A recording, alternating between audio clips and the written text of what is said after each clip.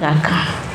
మనం గొప్ప దేవుణ్ణి ఆరాధిస్తున్నాం, మనం సజీవుణ్ణి ఆరాధిస్తున్నాం, మనం అన్ని ప్రశ్నలకు జవాబును కలిగి ఉన్న దేవుణ్ణి ఆరాధిస్తున్నాం. ఎవరి జీవితాన్నైనా శూన్యములో నుండి సమస్తముగా మార్చే దేవుణ్ణి ఆరాధిస్తున్నాం.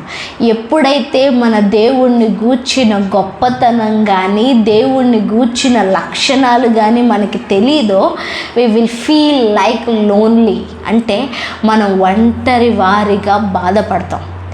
ఎప్పుడైతే దేవుణ్ణి గూర్చిన ప్రత్యక్షత మనం కలిగి ఉంటామో, మన దేవుడు ఎవరో, ఏం చెయ్యగలడో, ఏం చేస్తాడో అన్న సత్యాన్ని మనం తెలుసుకుంటామో, మన గుండెల్లో అది నిజంగా చెప్పాలంటే అది ప్రపంచాన్నైనా ఎదుర్కొనే ధైర్యాన్ని మనకిస్తుంది. ఒకళ్ళు కాదు, ఇద్దరి కాదు, ఇప్పుడు ప్రశ్నించే వాళ్ళు ఎక్కువైపోయారు. ఈ ప్రశ్నలకు జవాబు చెప్పటానికి దేవుడు నిన్ను నన్ను నిలబెట్టుకున్నాడు, నిన్ను నన్ను ఏర్పరచుకున్నారు. ఆ ప్రశ్నలకు జవాబు చెప్పాలంటే ముందు ఆ ప్రశ్నలను మనము దేవుడి దగ్గర జవాబు తీసుకోవాలి.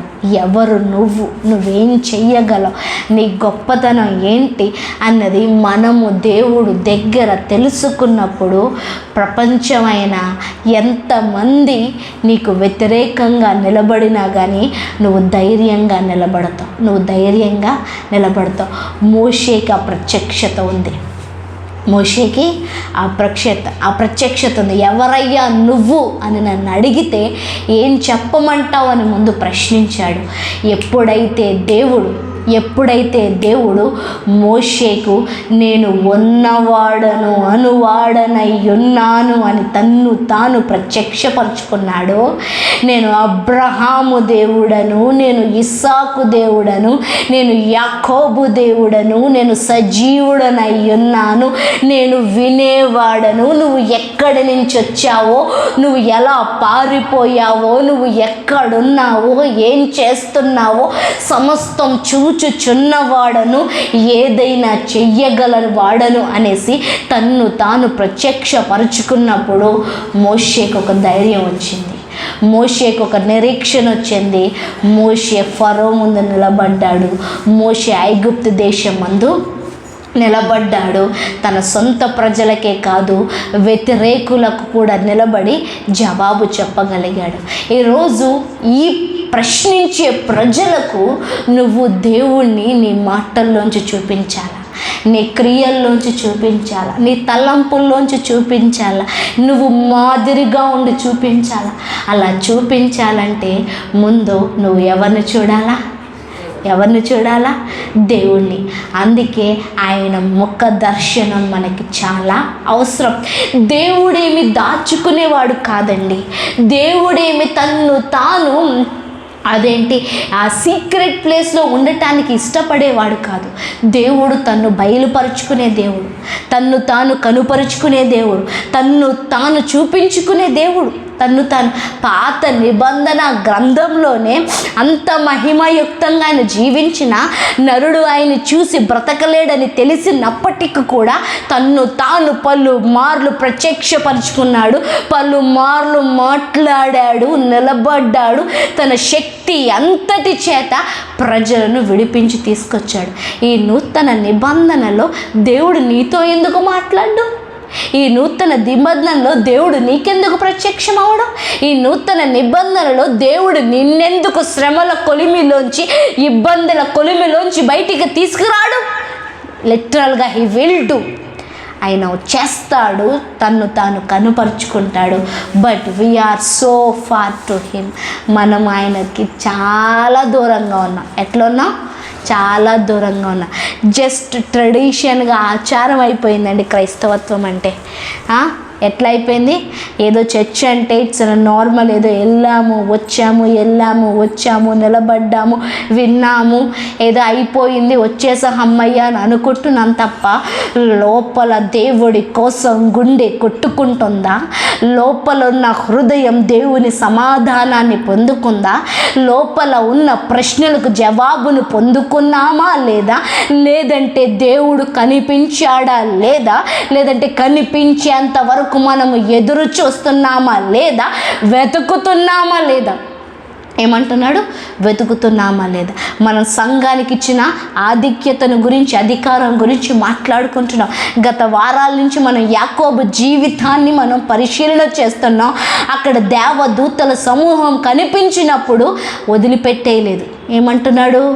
ఇక్కడ దేవదూతల సమూహం కనిపించింది, మహానయం అని పేరు పెట్టడమే కాదు, ప్రార్థన చేశాడు, మోకాళ్ళేశాడు. నువ్వు కనిపించే అంతవరకు, నువ్వు దీవించే అంతవరకు విడిచిపెట్టను అనేసి అక్కడి నుంచి తన జీవితం ప్రపంచానికి ఆశీర్వాదకరంగా మారిపోయింది. ఈరోజు మనం ఏదో కొన్ని అద్భుతాలను చూసి, లేదంటే కొన్ని ఆలోచనలు చూసి, లేదంటే దేవుడు చేసిన కొన్ని మేళ్ళు బట్టి జస్ట్ వీఆర్ అంతే తృప్తి పరచబడిపోయి దేవుణ్ణి వెతకట్లేదు. మళ్ళీ సమస్య వస్తే పరిష్కారాన్ని వెతుకుతున్నాను తప్ప దేవుణ్ణి వెతకట్లేదు. నేను చెప్తున్నాను, సమస్య, పరిష్కారాలు, ఇబ్బందులు, కష్టాలు, నష్టాలు అన్నీ ఇక్కడే ఆగిపోతాయి. రేపొద్దున నువ్వు చేరుకోవాల్సిన దేవుణ్ణి, మరి దేవుణ్ణి చూచే అనుభవం ఇక్కడే లేకపోతే అక్కడ ఎలా చూస్తావు? దేవుడితో మాట్లాడే అనుభవం ఇక్కడే లేకపోతే అక్కడెలా మాట్లాడతావు? దేవుణ్ణి తాకే అనుభవం ఇక్కడే లేకపోతే అక్కడికి వెళ్ళి ఎలా తాకగలుగుతావు? ఈరోజు దేవుడితో సొంత మాటలు చాలా అవసరం. సొంత మాటలు. గత లాస్ట్ వీక్ అంటే జరిగిన 2-3 రోజుల క్రితం నేను గుల్షన్ ఎస్తేర్ అనే ఒక పాకిస్తానీ యువతిని గూర్చిన సాక్ష్యాన్ని నేను చదవటం జరిగింది, చదివి వినిపించటం కూడా జరిగింది. యూట్యూబ్లో ఉంది. ఇంచుమించు 4.5 గంటలు ఆమె జీవిత చరిత్ర. అయితే ఆమె ఇట్స్ ఎన్ ముస్లిం లేడీ. వాళ్ళు రోజుకు 5 సార్లు నమాజ్ చేస్తారు. అయితే ఆమె పుట్టిన 3 నెలలకే ఆ పాపకి పక్షవాతం వచ్చింది. కాలు చెయ్యి పడిపోయింది. ఇంచుమించు 14-21 సంవత్సరాలు వచ్చేంత వరకు ఆమె అవిటిదిగానే ఉంది. మంచి గొప్ప ఫ్యామిలీలో పుట్టింది, ఎంతో ఆస్తుంది, ఎంతో భాగ్యం ఉంది. కానీ ఎన్నిసార్లు పిలిచినా కానీ పలికే దేవుడు లేక, జవాబు లేక కుమిలిపోయి నలిగిపోయి జీవించింది. ఆమె పుట్టిన 6 నెలలకు తల్లి చనిపోయింది. తల్లి చనిపోతే ఇంకా చూచుకునేవారు లేరు. తన తండ్రి ఎక్కడ పెళ్లి చేసుకుంటాడేమో అనేసి ఆమె చనిపోతుండగానే తన భర్త దగ్గర మాట తీసుకుంది. ఎందుకంటే ముస్లింలు 3-4 పెళ్ళిళ్ళు చేసుకోవచ్చు, నువ్వు మళ్ళీ పెళ్లి చేసుకుంటావేమో, మనకి పుట్టిన గుల్షన్ అవిటిది, వచ్చిన తల్లి తన్ని చూడదేమో, ఆ బిడ్డకు మనం అన్యాయం చేసిన వాళ్ళం అవుతాము అనేసి అడిగితే తన తండ్రి మళ్ళీ పెళ్లి చేసుకోకుండా ఆ బిడ్డను కనిపెట్టుకొని పనికెత్తల్ని పెట్టుకొని ఎంతో గారాభంగా చూసుకొని తమకు తెలిసిన అదేంటి వారి ట్రెడిషన్కి సంబంధించిన భక్తి అంతా నేర్పిస్తాడు. ఆ భక్తికి సంబంధించిన ప్రశ్నలు జవాబులు ఎంతో ఎంతో చూస్తారు. ఇంకా ఆఖరికి లండన్లో వైద్యం తనని మారుస్తుందేమో అని తన తండ్రి తనని లండన్ తీసుకెళ్తే ఆ లండన్లో ఉన్న వైద్యులు అన్న మాట ఏంటంటే, ఈ పాప ఇక బాగుపడదు, ఈ చెయ్యి కాళ్ళు పనిచేయదు, ఎండిపోయి ఉండి ఏలాడుతున్నవి ఈ చేతులు కాళ్ళు ఇక పనిచేయవు, ఇక దేవుడికి మాత్రమే ప్రార్థన, ఆ ప్రార్థన వలన మాత్రమే తన జీవితం మారుతుందని చెప్పినప్పుడు, ఈ క్రైస్తవ దేశంలో వైద్యం కాకుండా ప్రార్థన కూడా వినే దేవుడు ఉన్నాడా? ప్రార్థన విని గొప్ప కార్యాలు చేసే దేవుడినా వీరు ఆరాధిస్తున్నారు అన్న ప్రశ్నలో మొదలైంది తన జీవితం. అక్కడి నుంచి వాళ్ళు మక్కా వెళ్తారు. మక్కా వెళ్ళి అక్కడున్న వాళ్ళ దేవుణ్ణి దర్శించుకుంటారు. అంటే అక్కడ చేయాల్సిన నమాజ్ అవన్నీ పూర్తి చేసుకొని వస్తారు. అవన్నీ పూర్తి చేసుకొచ్చినా కానీ అక్కడ జలాలు ఉంటాయంట. ఆ జలాలు మీద వేస్తే వారు అదేంటి స్వస్థత పొందుకుంటారు అన్న నమ్మకం వాళ్ళకుంది. ఆ జలాలు ఆమె మీద కుమ్మరించిన ఆమె బాగుపడలేదు. ఆ మక్కా అంతా దర్శించిన ఆమె బాగుపడలేదు. అక్కడ ఏవేవో ముట్టుకున్న రాళ్లను ఛేదించిన ఏం చేసినామే బాగుపడలేదు. అదే నిరుత్సాహంతో తిరిగి వచ్చిన తర్వాత కొంతకాలానికి తండ్రి జబ్బుపడి చచ్చిపోతాడు. తనకు ఉన్న ఆధారం కూడా ఇక లేదు. అప్పుడు ఏడుస్తుంది. తన తండ్రి సమాధి కార్యక్రమం అయిపోయిన తర్వాత మంచం మీద ఉండి అప్పుడు అంటుంది, ఇప్పుడు వరకు నమాజ్ చేసింది కానీ ఇప్పుడు అంటుంది మంచం మీద కూర్చొని, సృష్టిని సృష్టించిన సృష్టికర్తవైన దేవుడు ఉన్నావంట కదా, నువ్వు నిజంగా దేవుడు అయితే నన్ను ఎందుకు అన్యాయం చేస్తున్నావు? ఈ మంచం మీద ఇలాగే అవిటిదానిగా నా జీవితం ముగిసిపోవాలా? ఇక నాకు ఆధారం ఏంటి? నిజంగా దేవుడు అనేవాడివి ఉన్నావా అని ప్రశ్నిస్తే అప్పుడు దేవుడు ప్రత్యక్షమయ్యాడంట. ఏ దేవుడు? సృష్టించిన సృష్టికర్త అయిన యేసు ప్రభువారు తన చుట్టూ 12 మంది పెద్దలు, ఎవరు? 12 మంది శిష్యులు ఉన్నారు కదా, ఆ 12 మంది శిష్యుల మధ్య ఆయన ప్రత్యక్షమైతే ఆ చీకటి గదిలో రూమ్ అంతా వెలుగు వెలుగు వెలుగు వెలుగు. ఎవరయ్యా నువ్వు అంటే, నువ్వు ఖురాన్లో చదివావే, మరియ పుత్రుడైన యేసు ప్రభుని నేనే సృష్టికర్తను, లేచి నా దగ్గరికి రా అని ఆయన పిలిచాడంట. అయ్యా మరి నేను అవిటిదాన్ని, నేను రాలేనంటే రా అని పిలిచాడంట. ఆమె నడుచుకుంటూ ఆయన దగ్గరకు వచ్చిందంట, ఆయన పాదాల మీద పడిందంట. దేవుడు అన్నాడంట, నన్ను వెదకు, నాకు సాక్షిగా ఉండు. ఇన్ని సంవత్సరాలు ఎంతోమంది చెప్పారు నీకు బాగవుతుందని, కానీ ఎవ్వరు నిన్ను బాగు చెయ్యలేకపోయారు. ఈరోజు నేను నిన్ను బాగు చేశానని ప్రపంచానికి నువ్వు సాక్ష్యం చెప్పు అనేసి ఆయన ఆగిపోయారు. అంటే ఆయన మాయమైపోయారు. ఇల్లంతా ఉన్న వెలుగు అది మాయమైపోయింది. ఆమె చూస్తే కలేమో అని అనుకుందంట, కానీ ఆమె నడుస్తుంది. 17 సంవత్సరాల తర్వాత నడుస్తుంది. 17 సంవత్సరాల తర్వాత తన అవిటి చెయ్యి, ఎండిపోయిన చెయ్యి అన్నిటినీ పట్టుకుంటుంది. ఆ గదిలో నడకల చప్పుడు వినబడి, ఏంటి గుల్షన్ నీ యొక్క గదిలో నడిచే చప్పుడు వినబడుతుంది, ఇంత తెల్లవారుజామున ఎవరు నడుస్తున్నారు, ఎవరున్నారు నీ గదిలో అని పక్కనున్న ఆంటీ అడిగితే, ఆంటీ నేనే నడుస్తున్నా. ఏం మాట్లాడుతున్నావమ్మా? నువ్వు నడవటం ఏంటి అంటే, అవునా ఆంటీ నేనే నడుస్తున్నాను, కావాలంటే వచ్చి చూడండి. తలుపులు తెరిచి చూస్తే 17 సంవత్సరాల తర్వాత ఎండిపోయిన కాలు, ఎండిపోయిన చెయ్యితో ఆమె బాగుపరచబడి నడుస్తుంటే పట్టుకుంటే ఆశ్చర్యం.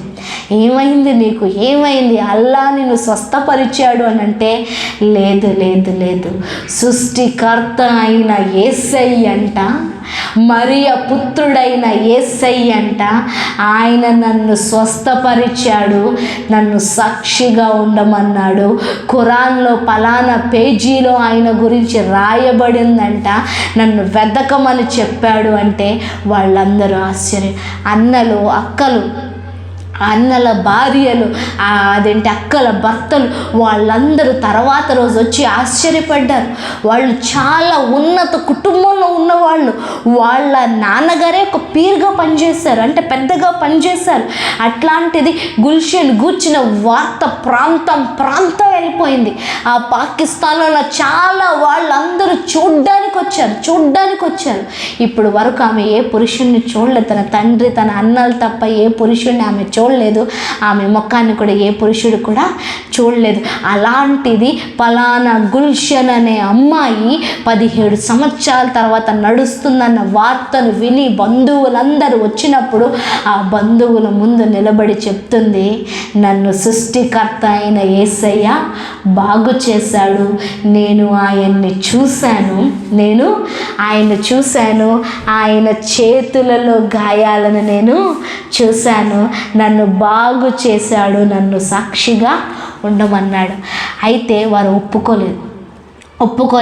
నువ్వు మాట్లాడడానికి వీల్లేదు, నువ్వు సాక్ష్యం చెప్పడానికి వీల్లేదంటే ఇంటిని విడిచిపెట్టేసింది, ఆస్తిని విడిచిపెట్టేసింది. తన తండ్రి తనకి అందరికంటే ఎక్కువ ఆస్తిని రాసిచ్చాడు, కానీ ఇంటిని విడిచిపెట్టేసి ఒక స్కూల్లో బెంచీలు తుడుస్తాకి, కిటికీలు తుడుస్తాకి, గుడ్డి పిల్లలకి దారి చూపడానికి, కథలు చెప్పడానికి, వారందరికీ భోజనాన్ని సిద్ధపరచడానికి పనిలో కుదుర్చబడింది. వారందరికీ యేసయ్యను గూర్చిన కథలు చెప్తుంది, యేసయ్యను గూర్చిన కథలు చెప్తుంది. యేసయ్య తన జీవితంలో ఏం చేశాడో 17 సంవత్సరాల తర్వాత తను నడుస్తున్న ప్రయాణం ఎలా ఉందో అది చెప్తూ ఉంటే అక్కడ ఉన్న పిల్లలు చాలా ఆశ్చర్యపోయారు. అక్కడి నుంచి మళ్ళీ ఏదో జరిగి అక్కడ ఉన్న ఉద్యోగం కూలిపోతే మళ్ళీ అక్కడి నుంచి రోడ్డు మీద నిలబడి యేసయ్యా నా జీవితం ఏంటి అంటే వేరే వాళ్ళు ఆమెను ఆదరించారు. అయితే వాళ్ళకు వ్యతిరేకంగా ఉండి వాళ్ళ అన్నలందరినీ విడిచిపెట్టింది. అయితే తను బాప్టిజం తీసుకుంది. బాప్టిజం తీసుకున్న అన్న విషయం తెలిసినప్పుడు తన అన్నలు వచ్చి రమ్మని అడిగితే రానని తను ఖచ్చితంగా చెప్పేసింది. ఒకరోజు తన అన్న తీసుకెళ్ళి తన ముందు తుపాకీ పెట్టి నిన్ను చంపేస్తే మంచి పని చేశావని మన మత నాయకులు పెద్దలు మతము గౌరవిస్తుంది, నువ్వు యేసయ్య పేరుని సాక్ష్యాన్ని వదిలే నిన్ను బ్రతకనిస్తామంటే నేను ఇక్కడి నుంచి వెళ్ళిన తర్వాత బ్రతుకుతానన్న ఆశ నా దగ్గర లేదు, ఎప్పటికైనా చావాల్సిందే, ఈరోజు చస్తే పెద్ద నష్టమేం లేదు, నేను మాత్రం యేసయ్యను విడిచిపెట్టను అని చెప్పి అలాగే నిలబడినప్పుడు తన అన్న చేతుల్లో ఉన్న తుపాకీ జారిపోయి కింద పడితే ఆమెను ఇంకొక అన్న ఈడ్చుకుంటూ బయటికి గెంటేస్తే మళ్ళీ రోడ్డు మీద నిలబడింది. తన అక్కింటికి వెళ్తే తన బావగారు కూడా తన్ని అంగీకరించలేదు. అయితే వేరే ప్రాంతంలో ఉన్నప్పుడు తన అక్క అనారోగ్యంతో ఉంది అనేసి అక్కడికి వస్తే ఆమె వచ్చేటప్పటికే తన అక్క చనిపోయింది. వాళ్ళు కూడా మనలాగే మత కార్యక్రమాలన్నీ చేస్తూ ఉంటుంటే అయితే ఆమె ప్రార్థన చేస్తుంది. ఎవరు? గుల్షన్. ఎప్పుడైతే బాప్టిజం తీసుకుందో తన పేరు గుల్షన్ ఎస్తేర్గా మార్చబడింది. ప్రార్థన చేస్తుంది. దేవుడు అంటున్నాడు నీ అక్కని నేను బ్రతికించాను అంటున్నాడు. లేచి అందరితో చెప్తుంది అక్క చావలేదు, అక్క బ్రతికే ఉంది అంటే నీకు పిచ్చి పట్టింది అని తీసుకెళ్ళి వేరే గదిలో పడేసి తాళం వేశారు. వాళ్ళన్ని సమాధి కార్యక్రమాలు అన్నీ చేస్తూ ఉంటే 14 గంటల తర్వాత ఆఖరి చూపు కోసం ఆమె తలుపు తీసినప్పుడు ఆమె వచ్చి అక్క దగ్గర నిలబడినప్పుడు అక్క ఆ పెట్టిలోంచి లెగిచి వచ్చి కూర్చుంది. ఆ చనిపోయిన ఆమె లెగిచి కూర్చుంది. అందరూ కేకలు బొబ్బలు, బాబో ఏం జరుగుతుంది ఏంటి చనిపోయిన ఆమె 14 గంటల తర్వాత లేవటం ఏంటి అనేసి భయాక్రాంతులైనప్పుడు అప్పుడు అందరూ మళ్ళీ ఒకరి తర్వాత ఒకరు లోపలికి వచ్చి చూస్తున్నారు. ఏమైంది నీకంటే ఎవరో యేసయ్య అంట నాకు కనిపించారు, నీకు మరణం లేదు, ఇంకా సమయం ఉంది, నువ్వు వెళ్ళి బ్రతుకు అని నన్ను బాగు చేసి పంపించాడు అని అక్క సాక్ష్యం ఇస్తే బావగారు అదిరిపోయారు. అక్కడున్న వాళ్ళందరూ ఆశ్చర్యపోయారు.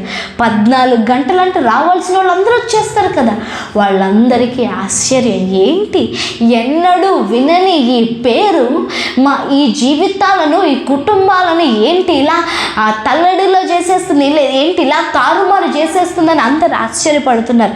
అప్పుడు లేచిన ఆమె అంటుంది నాకు యేసయ్య కనిపించాడు, ఆయన గురించి చెప్పవా అని గుల్షన్ అడిగితే గుల్షన్ చెప్పినప్పుడు తన అక్కకి ఆమె బాత్రూంలో టబ్లో బాప్తిసం ఇచ్చింది. గుల్షన్ ఎస్తేర్ తన అక్కకి బాప్టిజం ఇచ్చింది. ఈరోజు ఆమె తన అక్కను సాక్షిగా నిలబెట్టింది. తరువాత బావగారికి ఆ విషయం నచ్చకపోయి ఇంట్లోంచి గెంటేస్తే ఎక్కడుండాలో తెలియని పరిస్థితిలో అక్క వేరే వాళ్ళ ఇంటికి వెళ్ళి ఆయన నీకు ఏదైనా ఉద్యోగం ఇస్తారంటే అక్కడికి వెళ్తే వాళ్ళు నువ్వు ముస్లిం మతంలోనికి మళ్ళీ రా, లేకుంటే అది నీకు ప్రమాదం అని చెప్తే ఏదైనా పర్వాలేదు, మీరు నాకు ఉద్యోగం నివాసం ఇవ్వకపోయినా పర్వాలేదు, నేను ఇదే క్రైస్తవత్వంలో యేసయ్యకు సాక్షిగా జీవిస్తాను అంటే తీసుకెళ్ళి జైల్లో పడేశారు. ఏ తప్పు చేయలేదు, ఏ నేరం చేయలేదు. ఆమె అనుకుంటుంది నాకేదో ఉద్యోగం ఇస్తున్నారని తీసుకెళ్ళి జైల్లో పడేస్తే అదే జైల్లో అంటే ఆ రూమ్లో తనతో పాటు ఇంకో 10 మంది ఉన్నారు. వాళ్ళందరూ చంపిన వాళ్ళు. అంటే ఏంటి, కొంతమంది స్త్రీలు భర్తను చంపిన వాళ్ళు, దొంగతనాలు చేసిన వాళ్ళు, వ్యభిచారం చేసిన వాళ్ళు, ద్రోహం తప్పు చేసిన స్త్రీలతో ఆమెను పడేశారనమాట. అయితే అదంతా మురికిగా ఉంది, కప్పుకోవడానికి కట్టుకోవడానికి దుప్పటి లేదు, కనీసం తినటానికి సరి అయిన ఆహారం లేదు. ఒకే గదిలో రోజుకి 1 బిందెడే నీళ్లు వాళ్ళందరూ తాగాలంట. కడుక్కోవడానికి కానీ తాగటానికి కానీ ఏమీ లేని పరిస్థితిలో, ఏంటి నా పరిస్థితి అర్థం కావట్లేదన్న పరిస్థితిలో మళ్ళీ తను బైబిల్ చదువుతుంది. ఎక్కడా? ప్యాలెస్లో కాదు, ఇంట్లో కాదు, జైలు గోడల మధ్య బైబిల్ చదువుతుంది. ఆ బైబిల్ తనకు సమాధానాన్ని ఇస్తుంది, ఆ బైబిల్ తనని ఆదరిస్తుంది, ఆ బైబిల్ తనకి నెమ్మదినిస్తుంది, ఆ బైబిల్ తనని సాక్షిగా మారుస్తుంది. ఆ బైబిల్ వాక్యాలు తన జీవితాన్ని నిదర్శనంగా నిలబడ్డానికి ఎలాగ ఉండాలో నేర్పిస్తుంటే, నువ్వు రోజుకి గంటలు గంటలు బైబిల్ చదువుతున్నావే ఏంటది అని అక్కడ కూర్చున్న స్త్రీలు అడుగుతుంటే అప్పుడు ఆమె అన్నదంట, ఇది ఒక అర్థం అందంట. ఏమంది? ఇదొక అర్థం అందంట. అర్థమా? అవును, మన జీవితాన్ని మనకి తిరిగి చూపించే అర్థం ఇది మన జీవితంలో మనము ఎలా ఉన్నాము, దేవునికి అంగీకారంగా ఉన్నామా లేదా అని చూపిస్తుంది.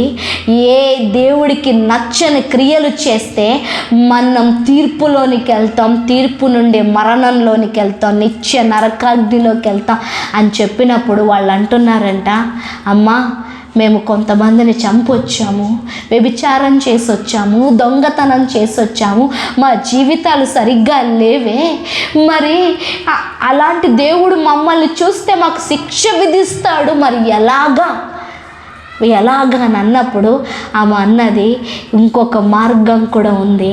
మనము నమ్మి క్షమాపణ అడిగినట్లయితే క్షమించే దేవుడు ఆయన మాత్రమే అన్న విషయాన్ని చెప్పినప్పుడు వాళ్ళందరూ కూర్చొని బైబిల్ వింటున్నారంట.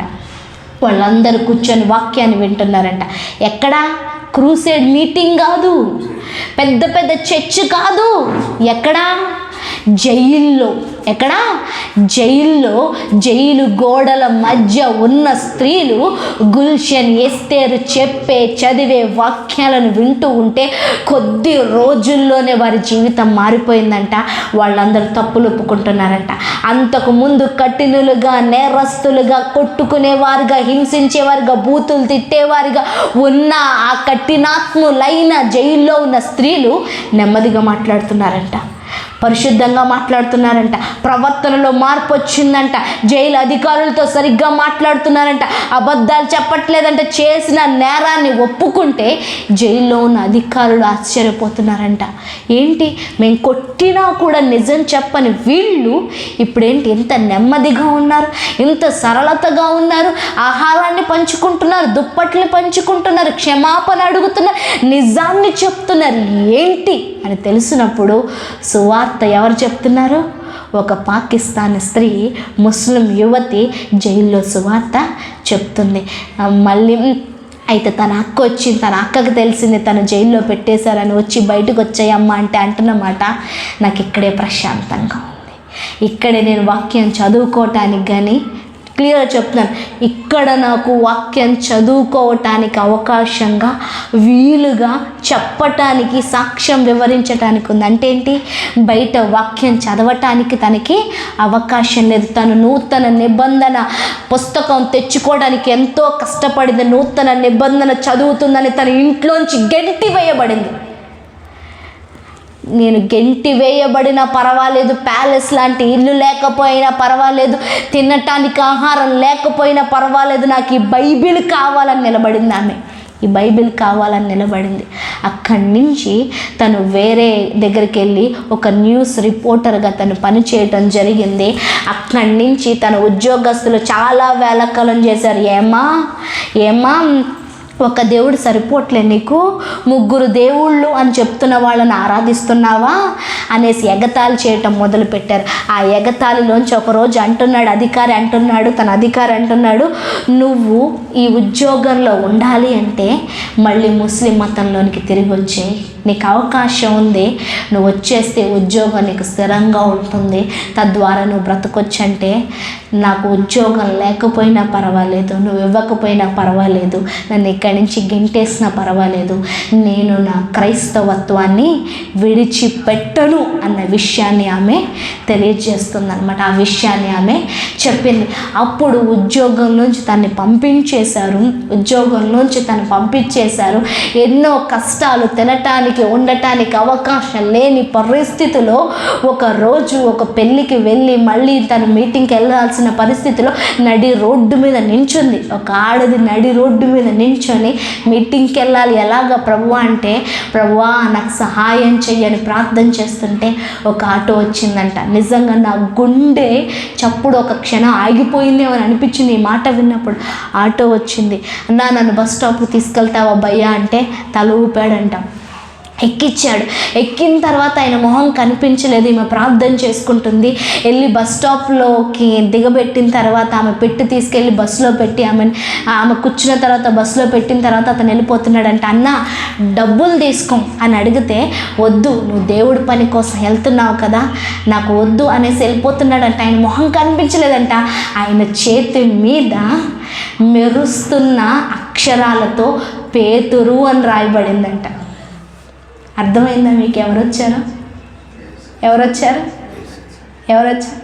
పేతురు గారు వచ్చారు. ఒక మనిషికి, దేవుడు పక్షాన నిలబడిన వ్యక్తికి, దేవుని కోసమే బ్రతుకుతున్న వ్యక్తికి, వాక్యాన్ని ఆదరించిన వ్యక్తికి, వాక్యాన్ని గౌరవించిన వ్యక్తికి, వాక్యం కోసమే బ్రతుకుతున్న వ్యక్తికి, తను చూచిన సృష్టికర్తను విడిచిపెట్టకుండా ధైర్యంగా నిలబడిన యువతి కోసం పేతురు ఎక్కడున్నాడు? పరదేశంలో ఉన్నాడు, పరలోకంలో ఉన్నాడు. అక్కడి నుంచి వచ్చి తన కోసం ఆటో డ్రైవర్గా మార్చబడ్డాడు. ఆ పేరును బట్టి ఆమె కిందకి దిగి చూసేలోపు మనోడు మాయమైపోయాడు. పేతురు గారు ఆటో మాయమైపోయింది. ఈరోజు ఎందుకు ఈ మాటలన్నీ చెప్తున్నాను తెలుసా? మనము నిలబడితే దేవుడు ఏ కార్యాలైనా చెయ్యబడు.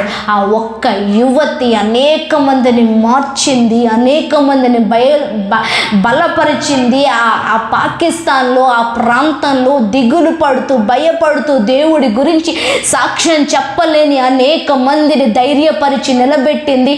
అక్కడితో ఆగిపోలేదు.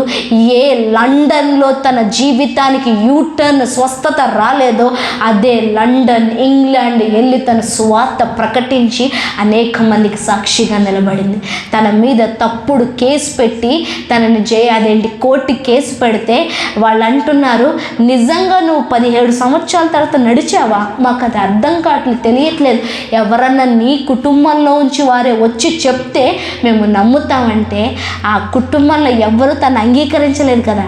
కానీ వాళ్ళు కోర్టుకు వచ్చి సాక్ష్యం చెప్పారు. అవును, 3 నెలల బిడ్డగా ఉన్నప్పుడు తనకి పక్షవాతం వచ్చింది. 17 సంవత్సరాల తర్వాత తను నడిచింది. ఎవరు బాగు చేశారో మాకు తెలియదు. ఆ కోర్టు కేసు కొట్టివేయబడింది. ఈరోజు ఆమె అంటుంది తనకు ఏమీ లేదు, కానీ అనేక మందికి ధైర్యంగా అండగా నిలబడింది. దేవుడు తనకంటూ ఒక సొంత ఇల్లును, సొంత పేరును అక్కడ చివరి పేజీలో రాయబడి ఉంది. ఆ కాలంలో ఉన్న సేవకులందరితో పాటు తను నిలబడగలిగింది. ఆనాడు ఉండిన గొప్ప గొప్ప సేవకుల, నాయకులతో పాటు తను సువార్త ప్రకటించగలిగింది. కేవలం ఏంటి అంటే, నన్ను బాగు చేసిన దేవుడి కోసం నేను నిలబడాలని. ఈరోజు నా జీవితాల్లో దేవుడు ఎన్నో కార్యాలు చేస్తున్నాడు. నిలబడుతున్నామా? ఈ బైబిల్ గ్రంథం మన చేతికి రావటానికి ఎంతమంది ప్రాణాలు పోయాయో, ఎంతమంది ప్రాణాలు పణంగా పెట్టారో, ఎంతమంది కుటుంబాలను బలి అర్పణంగా చేశారు, సాక్రిఫైస్ చేశారు. Again and again we're listening, but దీని మీద మాత్రం మనకు జాగ్రత్త లేదు. మళ్ళీ చెప్తున్నాను, క్రైస్తవ సంఘమా, దేవుడు నీకు ఇచ్చిన అధికారం, నువ్వు ప్రపంచాన్ని తలకిందులు చేయగలవు. నువ్వు ప్రపంచాన్ని తలకిందులు చేయగలవు. ఈరోజు దేవుడు ఒక మాట నాకు జ్ఞాపకం చేశాడు. పదే ఇదే మాటతో మాట్లాడుతున్నాడు. జకరియా గ్రంథం 4వ అధ్యాయం 7వ వచనాన్ని నేను చూస్తున్నాను. జకరియా గ్రంథం 4వ అధ్యాయం 6వ వచనం నుంచి నేను చదువుతున్నాను.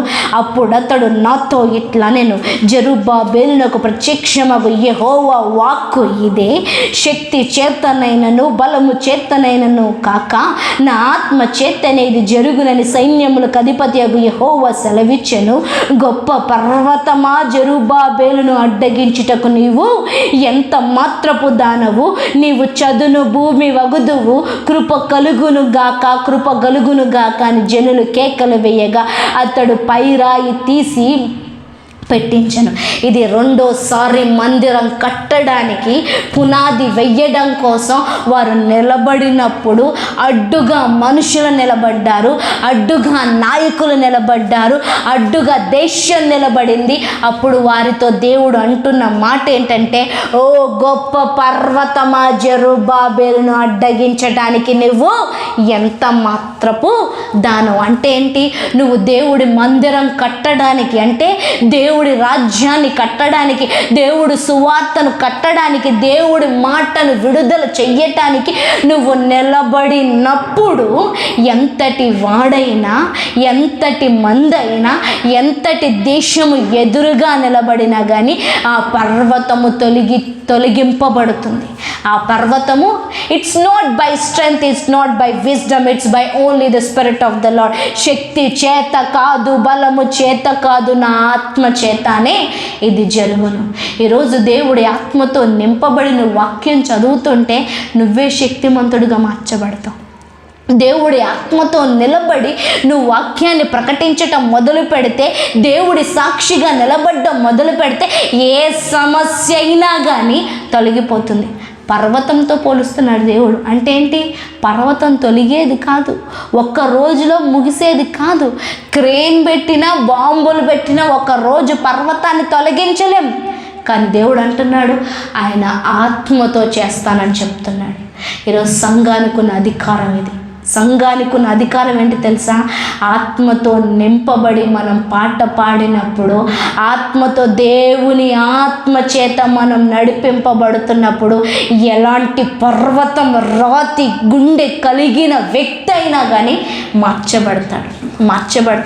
సంఘానికి వచ్చి పోవటానికి కాదు దేవుడు నిన్ను నన్ను పిలుచుకుంది, సంఘానికి సాక్షులుగా ఉండటానికి దేవుడు నిన్ను నన్ను పిలుచుకున్నాడు. సంఘంలో ఏదో దీవెన వస్తుందని కాదు దేవుడు నిన్ను నన్ను పిలుచుకుంది. సంఘానికి, సంఘం ద్వారా మనము అనేక మందికి దీవెనకరంగా ఉండటానికి దేవుడు మనల్ని పిలుచుకున్నాడు. మనం దీవెన అందించినప్పుడు, మనం ఇతరుల జీవితాన్ని కట్టనప్పుడు, ఇతరుల జీవితాన్ని విడిపించినప్పుడు, మనము యూస్ఫుల్గా లేనప్పుడు అసలు మనం క్రైస్తవులమే కాదండి, క్రైస్తవులమే కాదు. ఈరోజు దేవుడు నిన్ను జెరుబ్బాబెలుగా పోలుస్తున్నాడు. జెరుబ్బాబెలు నా మందిరం కట్టడానికి పునాది వెయ్యి అని పిలుస్తున్నాడు. మందిరం కూల్చివేయబడింది, మందిరం కాల్చివేయబడింది, మందిరం తీసివేయబడింది. కానీ మళ్ళీ తిరిగి కట్టడానికి జెరుబ్బాబెలు ఆ దేశానికి తిరిగి వచ్చాడు. దాస్యంలో ఉన్నోళ్ళే, కానీ దేవుడు మనస్సులను మార్చి తీసుకొని వచ్చాడు, దారిని ఓపెన్ చేశాడు. ఈరోజు ఆ మందిరానికి పునాది వెయ్యటానికి జెరుబ్బాబెలు కూడా భయపడుతున్నాడు. ఎందుకు అంటే అక్కడున్న వ్యతిరేక పక్షాలను బట్టి, వ్యతిరేక మాటలను బట్టి, సామర్థ్యం లేదని, పూర్తి చేయటానికి సంపద లేదని, సహకరించే వాళ్ళు లేరని, అనుమతించే వాళ్ళు లేరని, భయపెట్టే వాళ్ళు, తరిమేవారు ఎక్కువగా ఉన్నారని భయపడుతుంటే దేవుడు అంటున్న మాట, ఓ జెరుబ్బాబెలు భయపడుతూ నీకు కృప కలుగునుగాక, నీకు కృప కలుగునుగాక. పర్వతంతో దేవుడు మాట్లాడుతున్నాడు.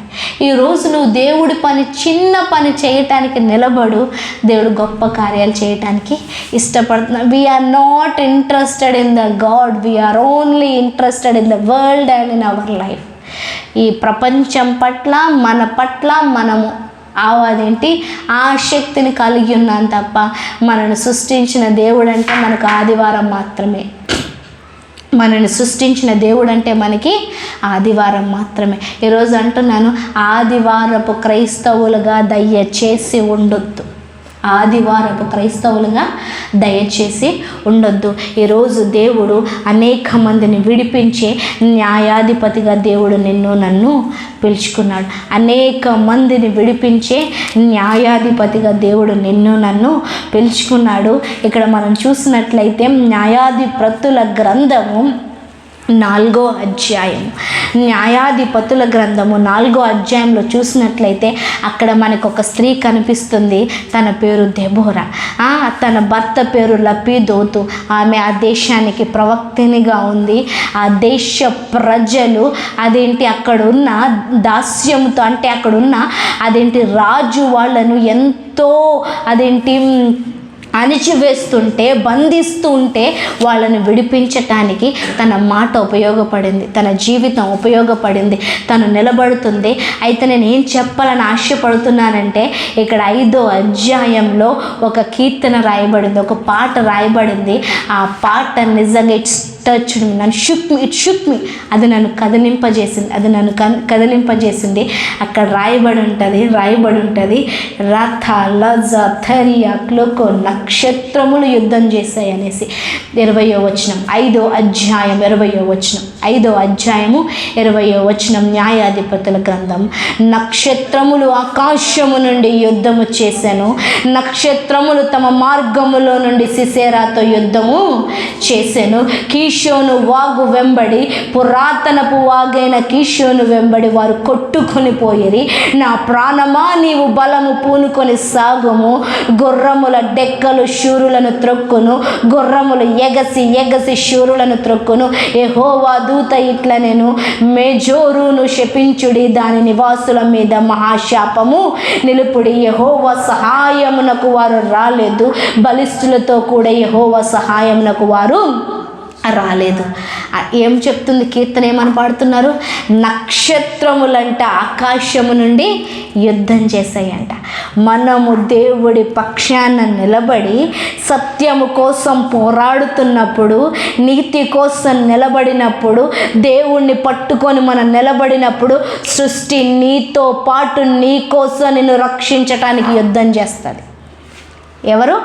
సృష్టి. నేను మనుషులని చెప్పట్లేదు, రథాలని చెప్పట్లేదు, బాంబులు లేకపోతే గన్స్ వాళ్ళు వీళ్ళు నిన్ను రక్షిస్తాయని చెప్పట్లేదు. సృష్టి నీ పక్షాన ఉండి ఏం చేస్తుంది? యుద్ధం చేస్తుంది. నక్షత్రములు తమ మార్గములో నుండి సిసేరాతో యుద్ధము చేసింది. సిసేరా అనే శత్రువునంట నక్షత్రాలు హతమార్చాయంట. నక్షత్రాలు హతమార్చాయంట. ఇక్కడే కాదు, మనం ముందు చూసిన తర్వాత గ్రంథాలు, సమూయేలు గ్రంథం, ఎక్కడ చాలా ఈ గ్రంథాల్లో చూస్తే వడగండ్లు వచ్చి మనుషుల్ని చంపేశాయి, గాలివాన వచ్చి మనుషుల్ని చంపేసింది. సృష్టి మనుషులతో పోరాడాన్ని మనం చూస్తాం. ఎందుకంటే సృష్టి ఎవరి మాట వింటుంది? దేవుడు మాట వింటుంది.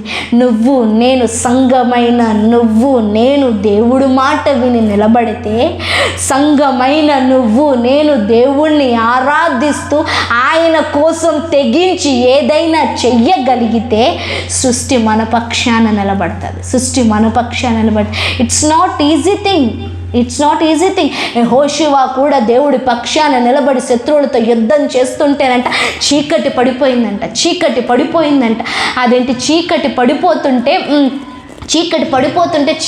పడితే మళ్ళీ యుద్ధం నెక్స్ట్ డేకి పోస్ట్ పోన్ అవుతే ఎక్కడ శత్రువులు మిక్స్ అయిపోతారా అనేసి అక్కడ యెహోషువ నిలబడి అంటున్న మాట ఏంటంటే, సూర్యుడా నీవు గిబియానులో ఆగిపో, చంద్రుడా నీవు అయ్యాను లోయలో ఆగిపో అంటే సృష్టి ఒక రోజు ఆగిపోయింది. సూర్యుడు అస్తమించడం ఆగిపోతాడు, చంద్రుడు ఉదయించటం ఆగిపోతాడు, చంద్రుడు రావటం ఆగిపోతాడు. ఒక మనిషిని మాట సృష్టి విన్నది. కారణం ఏంటంటే ఆ మనిషి దేవుడు మాట వింటున్నాడు కాబట్టి, ఆ మనిషి దేవుడి కోసం నిలబడ్డాడు కాబట్టి. నేను చెప్తున్నాను, సంఘమైన నిన్ను నన్ను దేవుడు ఇదే చెప్తున్నాడు, దేవుడి కోసం నిలబడు. ఏం నిలబడుతున్నావు? దేవుడి కోసం, మన కోసమే నిలబడుతున్నావు. ఆ ఆఫీస్లో అయినా, ఇంట్లో అయినా, ఇంకేమైనా, ఏదైనా we're standing for our self. మన కోసం నిలబడుతున్నాం. నేను అంటున్నాను, దేవుడి కోసం 10 నిమిషాలు నిలబడగలుగుతున్నామా? దేవుడి కోసం ఒక మాట మీద నిలబడగలుగుతున్నామా? దేవుడి కోసం ఒక పనిలో నిలబడగలుగుతున్నామా? దేవుడి కోసం ఏదైనా చేయగలుగుతున్నామా? ఎందుకు అంటే మనము సమీపంగా ఉన్నాం. దేనికి? అంచె దినాలకి, రెండో రాకడికి సమీపంగా ఉన్న ఆయన వచ్చి ఆయనతో పాటు నేను నిలబెట్టుకోవాలనుకుంటే ముందు ఆయన కోసం ఇక్కడ నిలబడాలా? ఏం చేయాలా? ఆయనతో పాటు ఆ రెండో రాకడలో మనం నిలబడాలి అని అనుకుంటే ఇప్పుడు ఆయనతో పాటు ఏం చేయాలా? ఇక్కడ ఆయన కోసం మనం నిలబడాలా, ఇక్కడ ఆయన కోసం మనం నిలబడాలా. ఈరోజు నిలబడాల్సిన వ్యక్తిగా దేవుడు నిన్ను నన్ను పిలుస్తున్నాడు. నిలబడాల్సిన వ్యక్తిగా దేవుడు నిన్ను నన్ను పిలుస్తున్నాడు. నిలబడుతున్నామా లేదా అన్న విషయాన్ని దేవుడు ఒక్కసారి మనతో మాట్లాడుతున్నాడు. ఒక్కసారి దేవుడు మనల్ని మాట్లాడుతున్నాడు. నిలబడు అంటూ దేవుడు మాట్లాడుతున్నాడు. ప్రార్థన చేసుకుందాం. దేవా మీకు స్తోత్రాలు, వందనాలు.